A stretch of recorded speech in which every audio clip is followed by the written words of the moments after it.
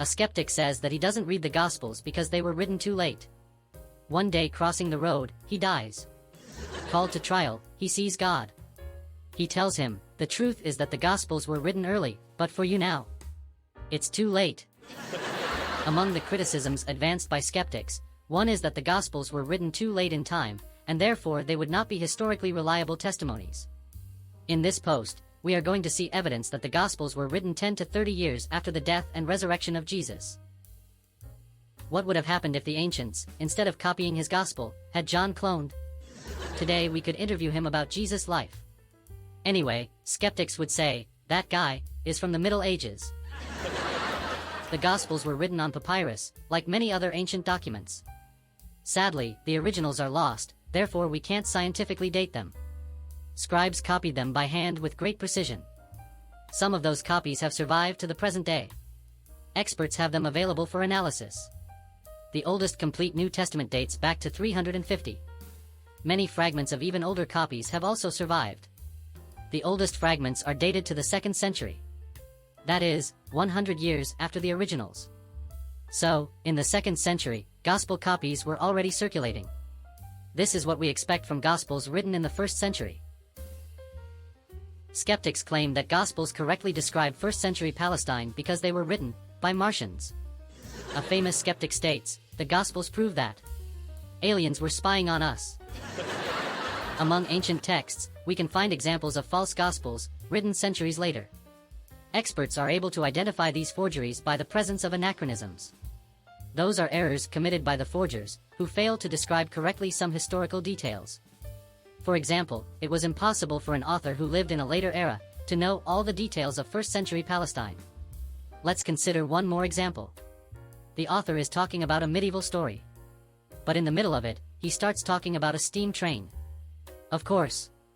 In the Middle Ages, steam trains had not yet been invented. By the presence of this error, we can say that the author is not writing from the Middle Ages, but from the 19th century, when steam trains already existed.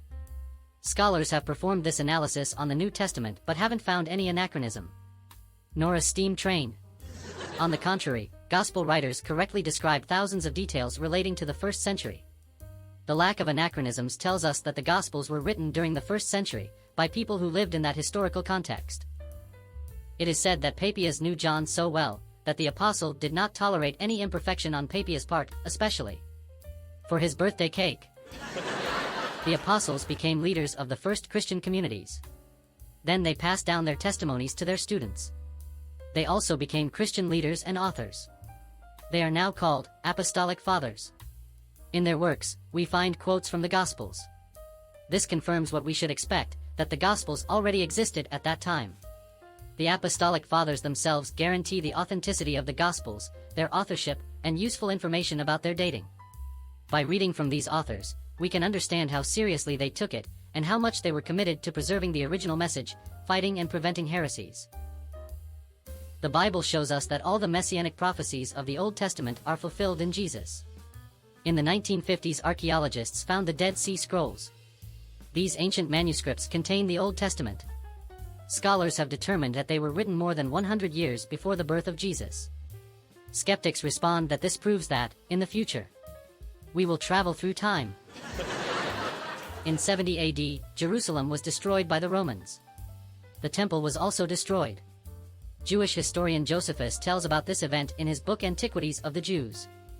The destruction of the temple completely changed Jewish people's life.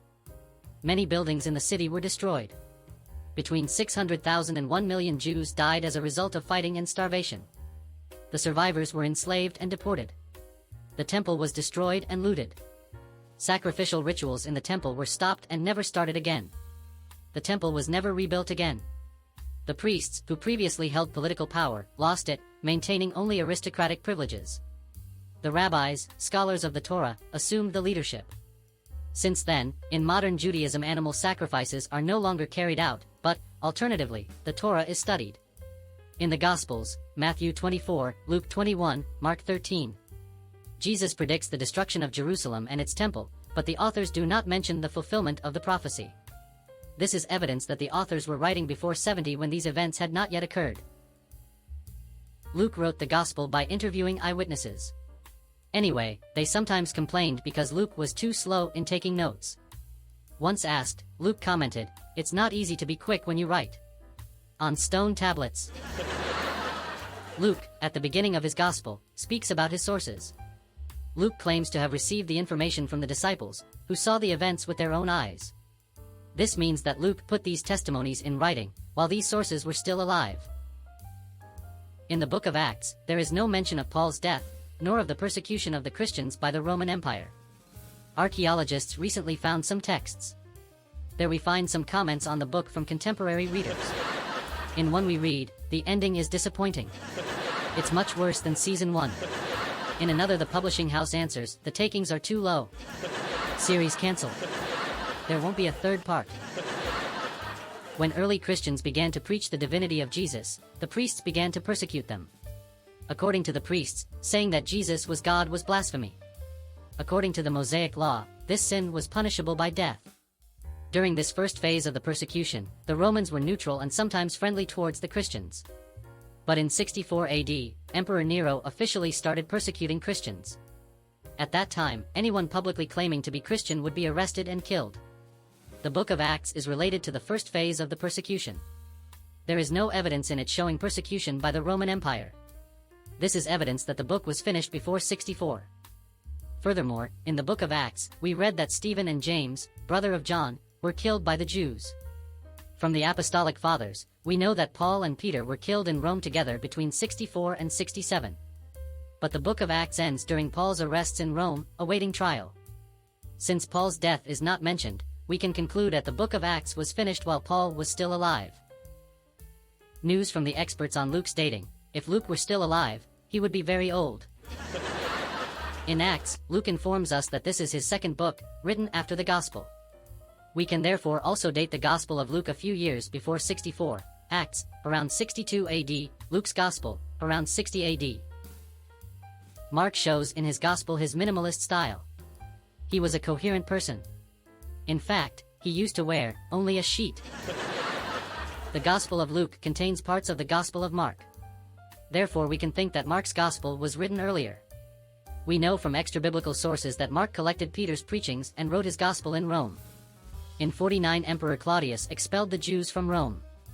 The decree ended in 54, after the death of the emperor. So we have two possibilities: Mark was in Rome before 49, or after 54. From Paul's letters to the Romans, written in 56, we can see that Peter was not yet in Rome, since his name does not appear among the greetings. So, in this case, Mark would have written between 57 and 60. While in the first case, it would be between 40 and 49. Matthew was a tax collector. In his gospel he makes us understand that salvation is like taxes. Everyone is required to make his declaration on time.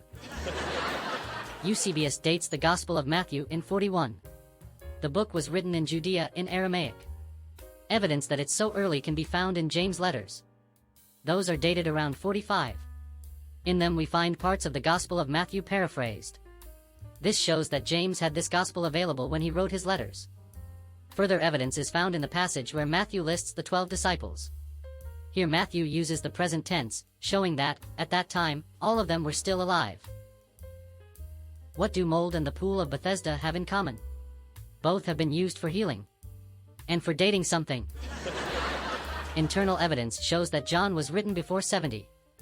John 5 verse 2 is written in the present tense while John is talking about the pool of Bethesda, in whose waters some sick people were miraculously cured. This structure was destroyed, along with the rest of the city, in 70. This structure existed for real, and archaeologists managed to locate it, bringing its ruins back to light. Today we can visit it in Jerusalem. So John was written when the pool was still standing, i.e. before the destruction of Jerusalem in 70 AD. A lady is praying and complaining to God. "Lord, my life is so predictable." When she opens her eyes, Jesus appears and says to her, "If only I could tell you. When I was born they had already written my biography, in the Old Testament." We have evidence that all the Gospels are completed before 70. Therefore, between Jesus' resurrection and the Gospels there is a maximum of 30 years. Historians consider the biography of Alexander the Great historically reliable. Considering that it was written only 100 years after his death, 10 to 30 years is a very short time. There are also cases of biographies of Roman emperors, written even 200 years later, but still considered reliable by scholars.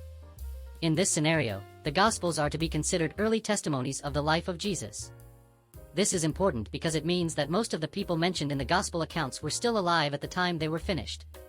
It also means that, if the authors had written anything false or incorrect, interested parties or enemies of Christians could have publicly denied it. For example, in all 4 Gospels, it is said that Joseph of Arimathea offered his tomb for Jesus' burial. If this had not been true, it would have been easy for the priests to deny this statement by having Joseph speak the truth. We will see in the following posts that many important information arrived unchanged, thanks to the disciples' memorization of Jesus' teachings. When skeptics put forward the hypothesis of legend, it is good to consider that there is no other historical text as reliable and close to the events narrated as the New Testament. Joseph of Arimathea offered his tomb. Jesus offered his life. I would offer you a coffee, but I left my wallet at home. Thanks for the coffee. And see you in the next post. SateBlog.com